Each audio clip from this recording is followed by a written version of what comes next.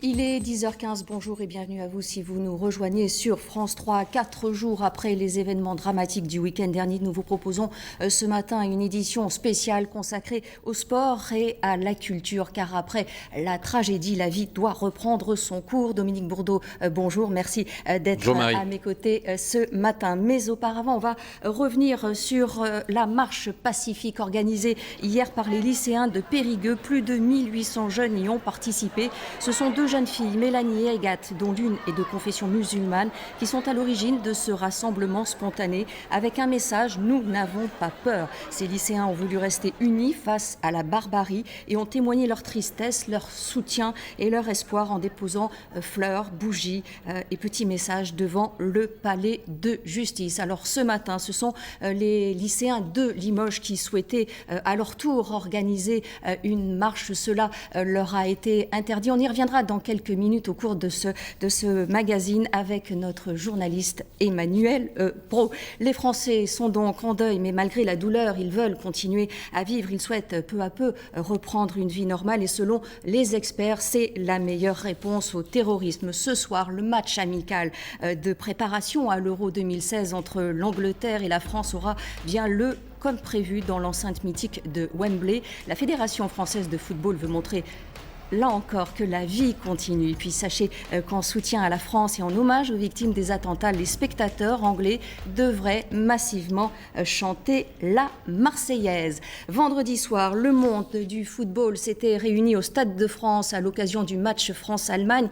Philippe Guilbault, le président du district de football de la Vienne, était présent. Philippe Guilbault, bonjour. Merci d'être avec nous en duplex de notre studio de Poitiers. 3 explosions ont retenti pendant ce match, donc à 21h16, 21h20 et 21h50. Très peu se rendent compte à l'heure de la providence ni des horreurs qui sont en train de frapper. C'est par speaker et écran géant à la fin du match que la plupart des spectateurs seront informés. Peu après, la pelouse du stade est envahie et ce n'est qu'aux alentours de minuit que l'évacuation sera terminée.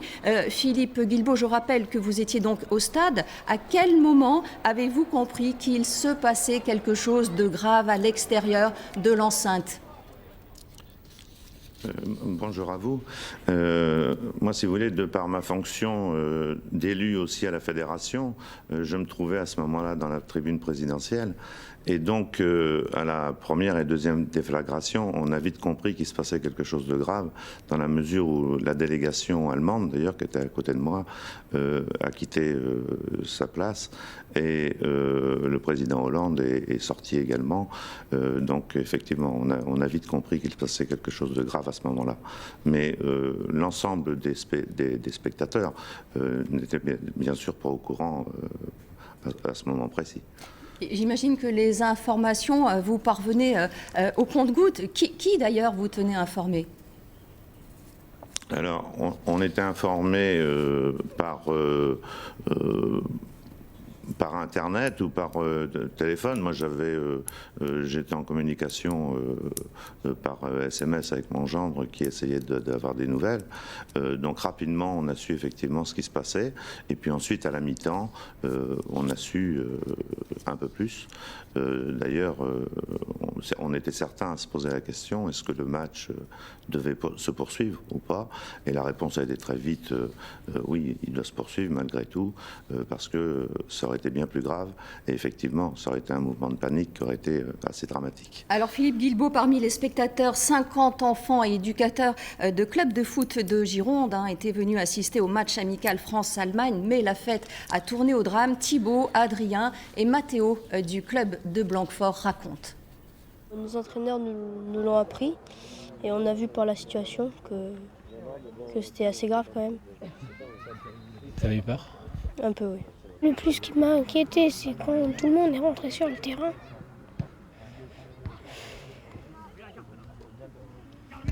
T'es content après quand tu rejoins le bus? Là oui, après j'étais plus sécurisée. Donc là ça allait mieux. Je pensais qu'à une chose, c'était de partir de là parce que j'avais hyper peur. Et quand on a vu le mouvement de foule, parce qu'ils essayaient de sortir et ils se sont tous rapatriés sur le terrain, du coup c'est là que j'ai eu le plus peur. Alors la volonté de la Fédération française de football est bien sûr de montrer que la vie continue. Est-ce que demain, Thibaut, Adrien, Matteo et les autres pourront être accueillis dans leur club de foot respectif? Bien sûr. Bien sûr, je pense qu'il est très important. Vous savez, d'ailleurs, le titre de votre émission, on l'a évoqué dès samedi matin à la Fédération, puisqu'on devait se poser la question si on maintenait les matchs du week-end ou pas. Certaines ligues les ont annulés. Au niveau de la Ligue du Centre-Ouest, on s'est concerté, également avec le ministère, bien sûr, et on a souhaité les maintenir.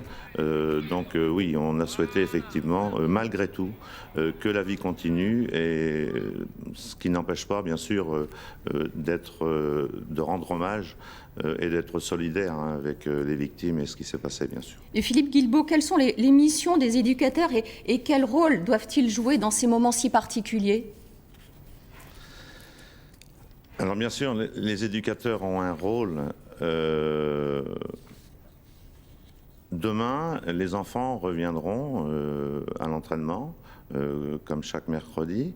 Les éducateurs, comme les enseignants d'ailleurs hier, auront probablement, je dis probablement, parce que c'est aussi laissé à l'appréciation de chacun, quelques mots. Je pense que c'est important pour rappeler ce qui s'est passé, mais également pour montrer aussi que le football a ses règles, si vous voulez, hein, et on inculque à ses enfants, bien sûr, des règles de jeu, mais également des règles de vie. Ne serait-ce que par le programme éducatif fédéral, hein, qui est en place depuis un certain temps. Voilà. Donc les entraîneurs, je pense, sauront trouver les mots pour dire aux enfants qu'il faut continuer malgré tout, hein. Est-ce que vous redoutez que les supporters ne se détournent des rencontres sportives? Alors bien sûr, il y a toujours une crainte parce que il faut avant tout, quand on participe à une rencontre sportive, surtout dans des grandes enceintes comme le Stade de France, se sentir en sécurité. Je pense que samedi soir, il a été démontré, ne serait-ce que par les services de sécurité qui étaient à l'entrée, hein, pour empêcher les terroristes d'accéder au stade. Vous imaginez que le bilan aurait été bien plus lourd. Donc je pense que ces services de sécurité sont efficaces aujourd'hui. Et puis bien sûr, on est à l'aube de l'Euro 2016 et que ces services de sécurité seront renforcés.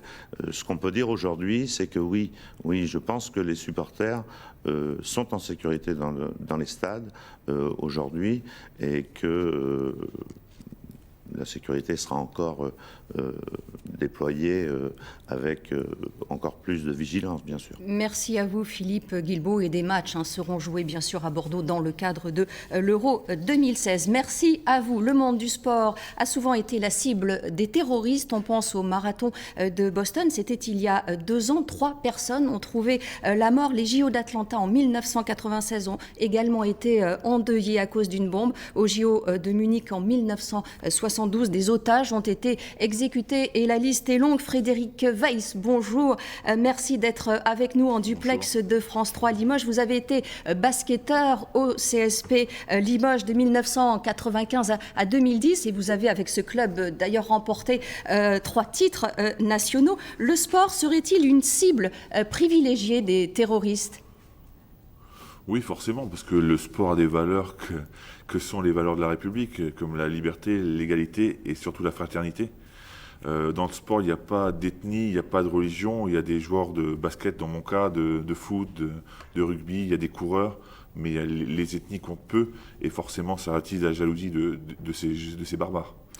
Alors quand on est sportif de haut niveau et que l'on court le monde pour des compétitions, ce qui fut votre cas, est-ce que c'est une chose à laquelle on pense? Est-ce qu'on garde ça dans un coin de sa tête? Forcément non, et encore heureux d'ailleurs, parce que ça serait difficile de continuer à avancer sans ça. D'ailleurs, on parlait tout à l'heure des matchs qui avaient été supprimés, ou pas d'ailleurs, dans certaines ligues.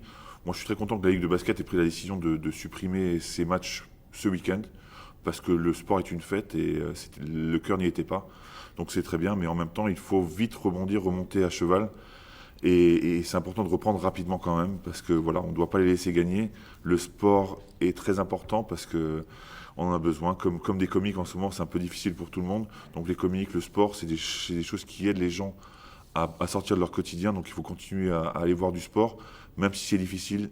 C'est très important pour tout le monde. Comment vous, sportifs de haut niveau, vivez ces événements ? Alors honnêtement, très difficilement. Je ne suis pas sorti de chez moi dimanche, parce qu'en plus, comme je vous le disais, il n'y avait pas ni samedi, dimanche, pardon.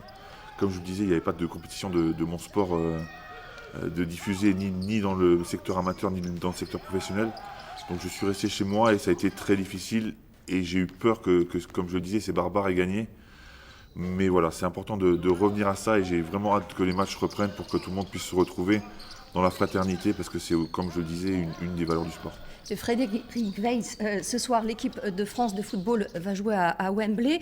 Les joueurs sont forcément encore sous le choc. L'ambiance devrait être très lourde. Comment jouer un match de foot après une telle tragédie ? Est-ce que les Bleus auront le cœur à jouer ?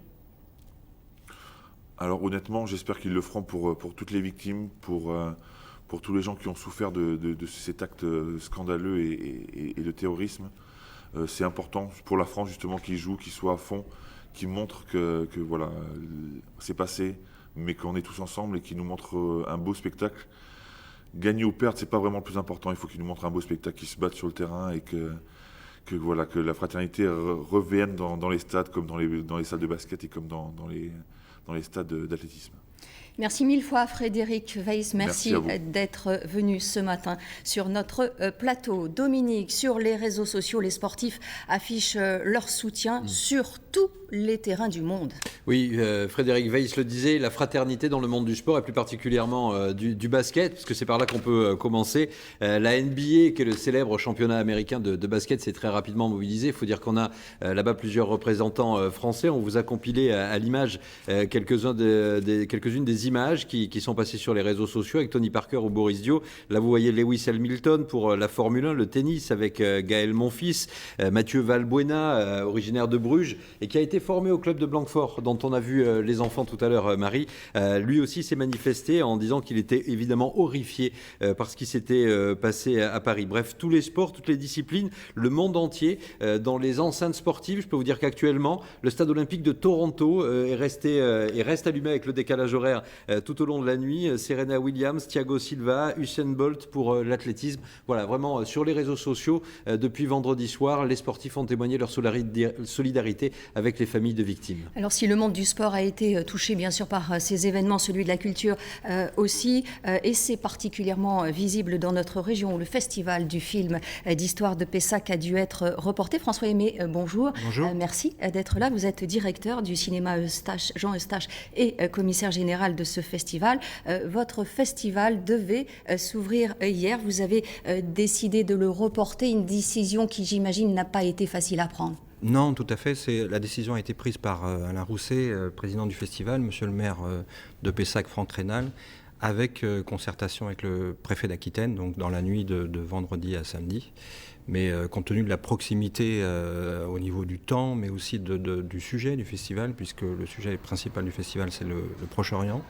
Et puis enfin, par rapport à l'affluence qui était attendue, il était obligatoire d'annuler. Donc annuler ou reporter ? Annuler cette semaine, et jeudi soir, il va y avoir une soirée symbolique avec la conférence inaugurale qui était prévue lundi, se déroulera jeudi soir, donc par Maurice Sartre, qui est historien spécialiste de l'Antiquité, donc avec le thème Ainsi Proche-Orient, qui sera traité, avec juste avant la conférence et juste après, le film Et maintenant on va où, qui est un film libanais. C'est une fable féministe et humaniste de Nadine Labaki, qui a une dizaine d'années, qui sera projetée à 17h30 et à 20h30. Dans les trois cas, c'est-à-dire les deux projections et la conférence, les trois seront gratuits. Donnez-nous, François Aimé, juste un ordre de grandeur pour que celles et ceux qui découvrent peut-être, même si c'est la 26e édition de ce festival, votre festival, c'était combien de personnes attendues ? C'est 40 000 entrées, voilà. Donc ça veut dire qu'il y a à peu près 1000 à 1500 personnes par jour qui voient plusieurs films, qui suivent plusieurs débats sur 8 jours. Donc effectivement, il y a une très forte affluence et compte tenu de la proximité encore des attentats, c'était pas imaginable de maintenir le festival à cette date-là. Est-ce que dans le domaine de la sécurité, il y a un effet d'échelle? J'entends par là, on imagine que France-Allemagne au Stade de France, le Festival de Cannes, c'est facile à protéger. Est-ce qu'une rencontre amateur de football, un festival de moindre échelle comme le vôtre par rapport à Cannes, oui. Ça pose de vrais problèmes de sécurité? Dans ce contexte-là, oui, bien sûr. Dans ce contexte-là. Dans ce contexte et avec ce sujet-là. Certains des débats du festival étaient consacrés à Daesh, au djihadisme, à la Syrie, aux réfugiés, à Israël-Palestine. Enfin, on était au cœur du sujet. Donc il y aura un conseil d'administration du festival jeudi soir pour justement décider de ce qu'on peut organiser après. On imagine un étau, François Aimé, entre continuer parce qu'il faut quelque part résister, même si le mot peut paraître un peu fort, et renoncer pour protéger.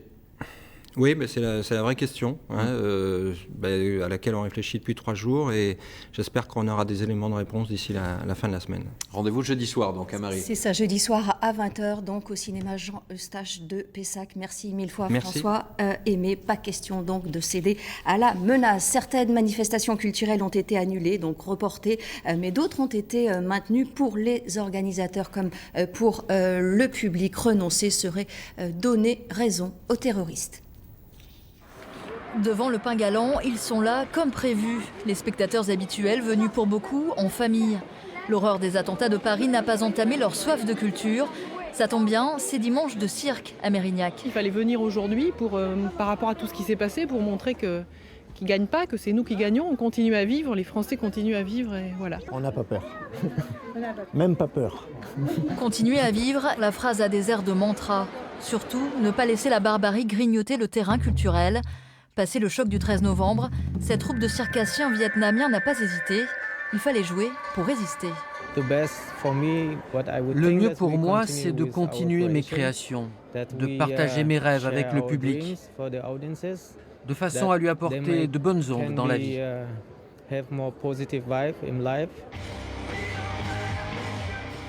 Sur la scène de la Rock School Barbet, c'est une légende du métal français qui échauffe ses cordes vocales. 20 ans que Massisteria électrise les scènes d'Europe. Ces Parisiens ont perdu des amis au Bataclan, mais quelques heures à peine, ils montaient sur scène à Toulouse pour conjurer le sort. Au lieu de faire 1 minute de silence, on a fait 1 minute de bruit pour justement pour pas. Les gens, je pense que nous aussi, on avait besoin de ça, une espèce d'exutoire. On voulait pas en plus rajouter de la frustration à la terreur qu'on avait subie.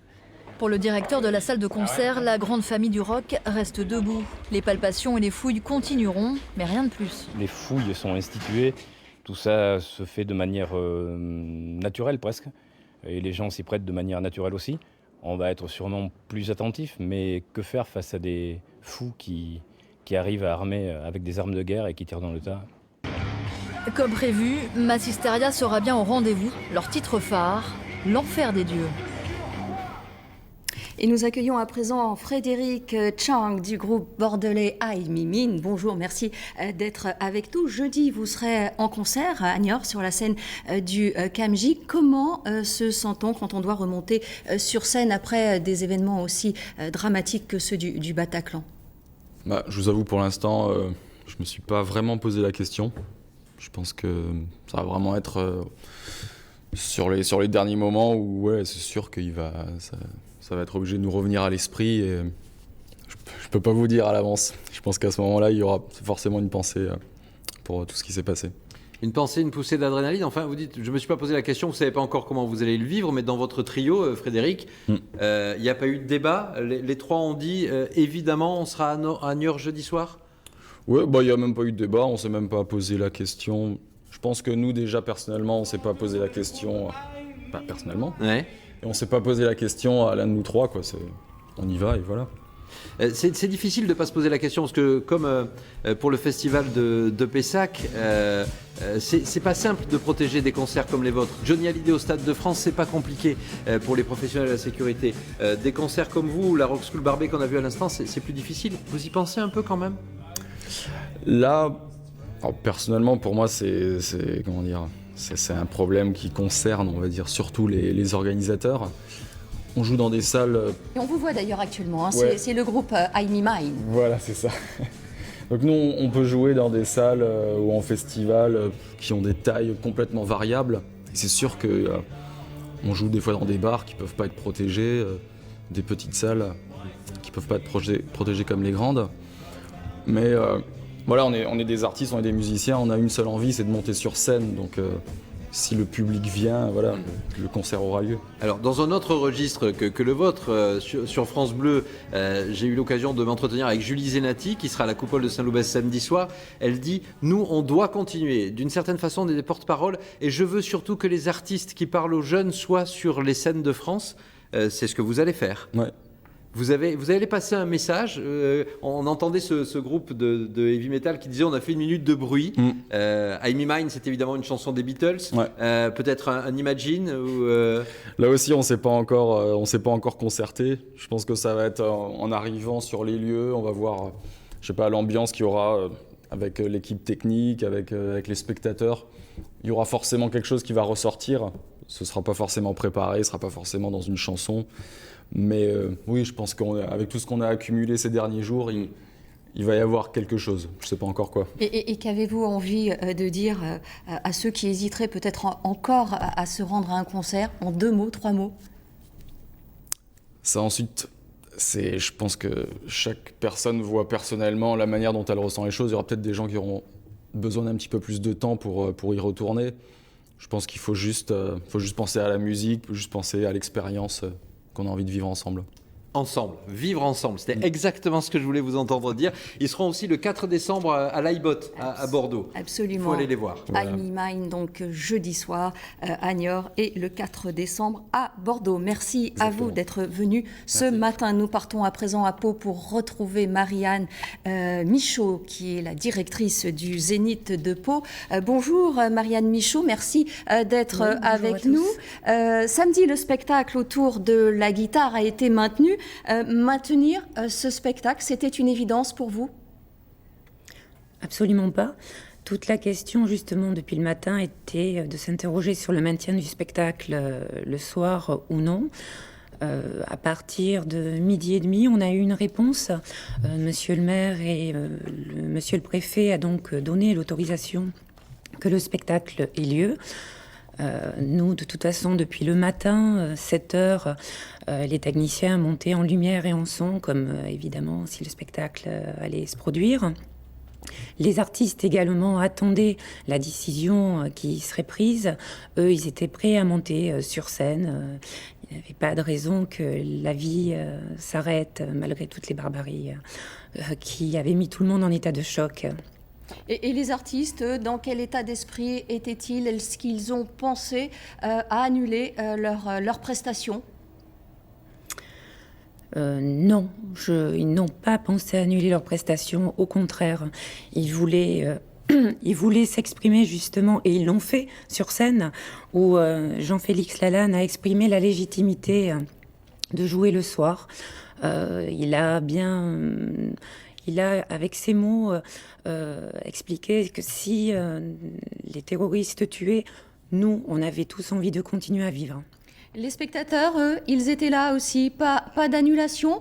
Ils sont venus en nombre. Les spectateurs, tout à fait, les spectateurs ont appelé toute la journée, ils ont adressé des mails, on leur a répondu en leur confirmant que le spectacle avait lieu.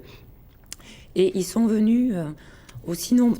Il y a eu 2% de personnes en moins entre les billets achetés et les personnes présentes dans la salle.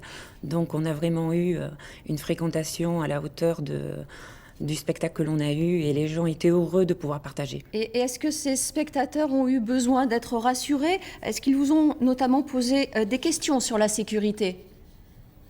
Des moyens supplémentaires ont été mis en place, bien évidemment, pour assurer la sécurité de tous. On a déjà fait une inspection complète de la salle, que ce soit des bureaux, des gradins aux passerelles.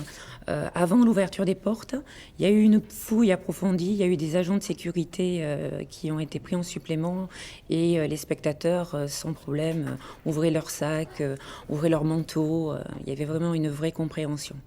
Donc la vie continue au Zénith de Pau, et ce soir, vous accueillez d'ailleurs une troupe de danse contemporaine, la formation Eclipse. Ce sera à 20h30. Merci à vous, Marianne Michaud. Merci. Bien voilà, c'est la fin de cette émission spéciale. Merci évidemment à vous de nous avoir suivis. Merci à tous nos invités. Merci également à vous, Dominique. Prochain rendez-vous avec l'info dans votre région, c'est à midi pile. On va se quitter sur des images de recueillement, des images qui ont été tournées hier un petit peu partout dans nos régions, en Aquitaine, en Limousin et en Poitou-Charentes. Merci à vous, au revoir et à très vite.